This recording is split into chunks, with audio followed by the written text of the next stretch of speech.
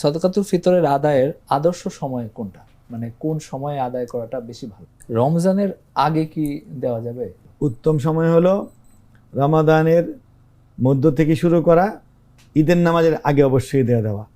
এর কারণ কি, সদকাতুল ফিতরটা একজনকে যদি আপনি ঈদের রাত্রে কাজকর্ম করে শেষ রাত্রে দেন, তাহলে সে কখন শাড়ি কিনবে, কখন সে সেমাই কিনবে, কখন রান্না করবে, কখন মুরগি জবাই করবে। এজন্য আমরা ফিকহ কিতাবে বলা হয়েছে, এবং আমরাও জানেন ইসলামিক ফাউন্ডেশনে আমরা রমজানের 9, 10, 11, 12, 13-র মধ্যে ডিক্লারেশন দিয়ে দিই যে ফেতরার পরিমাণটা কী।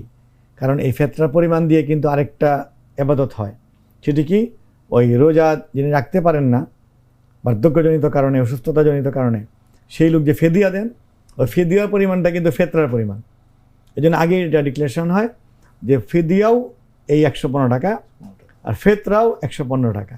ফেতরাটা আগে দিয়ে দেওয়া, যেন এই লোক গ্রামে গিয়ে কিছু কিনতে পারে, কিছু করতে পারে। রমজানের আগে কি দেওয়া যাবে? রমজানের আগে দেওয়া যাবে না বা উচিত হবে না, এই জন্য কারণ রমজানের আগে এটা নির্ধারণই হয় না। এটি নির্ধারণ হতে হবে রমজানের ভিতরে যে বাজার দর সেই অনুযায়ী।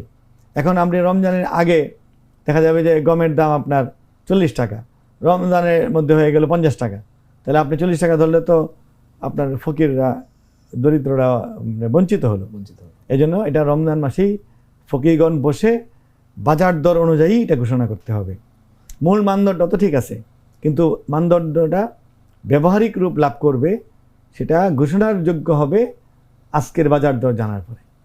কিন্তু কেউ যদি চিন্তা করে যে যতটুকু হইতে পারে একটু বেশি দিল, অনুমান করে দিয়ে দিল, মনে করেন যে আমি রমজানে আমি উমরা চলে যাব, অথবা রমজানে আমার কেউ হকদার পাইছেন কাউকে, হ্যাঁ, তাহলে উনি বিগত বছরেরটা তো আছে, বিগত বছর ছিল 110 টাকা মনে করুন, তো উনি চিন্তা করে ঠিক আছে এবার মূল্যস্ফীতি হয়েছে, গমের দামও তো বেড়েছে, বেড়ে টেড়ে কত হবে, 120 হবে, 120 করে দিয়ে গেলেন। পরে দেখা গেল যে ওলামায়ে কেরাম ফকিরদের ঘোষণা 120 বা এর নিচে হলো, তাহলে ওনার আদায় হয়ে যাবে। আর যদি দেখা গেল যে না, উনি যা ধরেছেন বা দিয়েছেন এর চেয়ে বেশি ঘোষণা হয়েছে, বাকিটা তাকে দিয়ে দিতে হবে।